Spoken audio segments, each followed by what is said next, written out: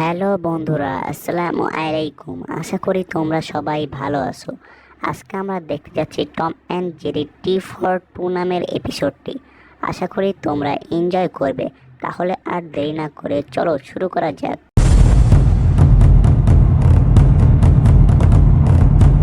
ভিডিওর শুরুতেই আমরা দেখতে পারি টম একটা গল্ফ বলকে শ্যুট করতে গিয়ে পুরো পিকনিক স্পটই ধ্বংস করে ফেলছে। বলটাকে হিট করার জন্য সে বারবার চেষ্টা করেছিল, কিন্তু টম এবারও লাগাতে পারছিল না। সে তো প্রায় একটা পুকুরি খনন করে ফেলেছিল বলটাকে হিট করতে গিয়ে। অবশেষে টম অনেক চেষ্টার পরে বলটাকে মারতে সফল হয়, কিন্তু আফসোস বলটা গর্তে পড়েও আবার বেরিয়ে পড়ে। কিন্তু টমও কম যায় না, সে বিপরীত দিকে গিয়ে মাটিটা উঁচু করে ফেলে। ফলে বলটা আবার গর্তের দিকে যেতে শুরু করে, কিন্তু এবারও বলটা গর্তে পড়ে আবারও বেরিয়ে আসে। টম এবার কাছে এসে আবার বলটাকে হিট করে, কিন্তু এবারও বল বেরিয়ে আসে। টম বলটাকে নিয়ে গর্তে ঢুকিয়ে দেয় আর গল্ফ স্টিক দিয়ে মেরে ভিতরে ঢোকাতে শুরু করে, কিন্তু এরপরও আবার বলটা বেরিয়ে আসে। তখনই জেরি গর্ত থেকে বেরিয়ে আসে। টমের চোখে গল্ফ বল দেখে সে ওখানে আর একটা চোখ এঁকে দেয়। টম এতে আরো বেশি রেগে যায়। জেরিকে গল্ফ স্টিক দিয়ে মারতে গেলে ওইটা টমের গলাতেই পেঁচিয়ে যায়। জেরি দৌড়ে দূরে পালাতে থাকে।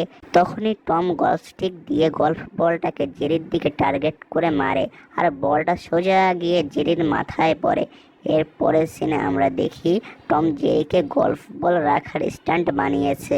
টম জেরিকে নিয়ে মাটিতে গেড়ে ফেলে আর জেরির মাথায় বল রেখে অনেক জোরে বলটাকে শট নেওয়ার চেষ্টা করে।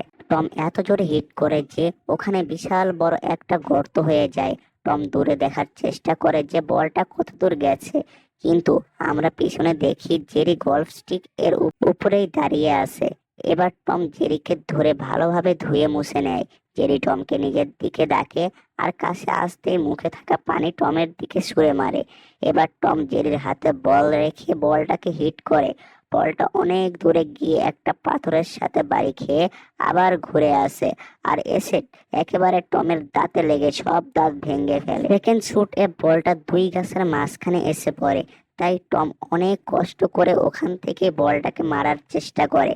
বলটা এসে একটা গাছের মধ্যে পড়ে আর লটারির মতো গাছটা থেকে অনেকগুলো বল বের হতে থাকে। এদিকে জেরি বল এর জায়গায় একটা ডিম রেখে দেয়। টম ডিমটাকে বল ভেবে শুট করে। ডিমটা আকাশে থাকা অবস্থাতেই ওখান থেকে একটা বাচ্চা কাঠঠোকরা পাখি বেরিয়ে পড়ে আর টমের উপর হামলা করে। পাখিটা টমকে মেরে ওখান থেকে পালিয়ে যায়। এবার টম ক্ষেপে জেরিকেই বল বানিয়ে শুট করে, কিন্তু এবারও সেটা গর্তে পড়ে না। টম এদিক ওদিক তাকিয়ে টোকা মেরে বলটাকে গর্তে ফেলে দেয় আর স্কোর লিখে ফেলে, কিন্তু কিন্তু জেরি পেছন থেকে দেখে ফেলে। পরের সিনে টম আবার শুট করতে যাবে, তখনই জেরি গল্ফ স্টিক এর সাথে বাঁধা রশির সাথে টমের লেজ বেঁধে ফেলে। টম যেই হিট করে বলের সাথে টম ও উড়ে যায় আর গর্তের মধ্যে গিয়ে পড়ে। আর এখানে জেরি এসে গল্ফ বলে একটা হিট করে আর টমের মাথার উপরে গিয়ে একটা বাড়ি মারে। ফলে বলটা গোল হয়ে যায় টমের মুখে। এবার টম আরো বেশি রেগে যায়। জেরিকে ধরতে গেলে টম এবার দুটো গল্ফ স্টিকের মাঝখানে ফেঁসে যায় আর বারবার বাড়ি খায়। টম আবার জেরিকে টার্গেট করে বল মারে আর বলটা জেরিকে তুলে নিয়ে টমের কাছে আসে। টম জেরিকে স্টিক দিয়ে মারে, কিন্তু ওখানে মাটি সহ জেরি উড়ে যায়। এবার জেরি আকাশ থেকে টমের উপরে বোমা হামলা করে। টম ভয় পেয়ে গর্তের মধ্যে ঢুকে পড়ে। একটু বের হয়ে দেখে এটা একটা ছোট বম। সে বমটা হাতে নিতেই বমটা একটা বড় ধামাকা দিয়ে ফুটে যায়। এদিকে জেরি এসে একটা গাছের মধ্যে পড়ে। টম জেরিকে ধরার জন্য গাছের ভিতরে স্টিক ঢুকিয়ে দেয়, কিন্তু দেখা যায় উল্টো টমই মার খাচ্ছে। জেরি টমকে মেরে গাছের মধ্যে ঢুকিয়ে দেয় আর বের হওয়ার জায়গায় মৌচাক লাগিয়ে দেয়। টম বের হতেই ওর মাথায় মৌচাক বেঁধে যায় আর অনেক মৌমাছি টমের মাথায় কামড়ানোর জন্য বসে। টম প্রাণ ভয়ে পালাতে থাকে, কিন্তু জেরি ওকে বারবার ধরিয়ে দেয়।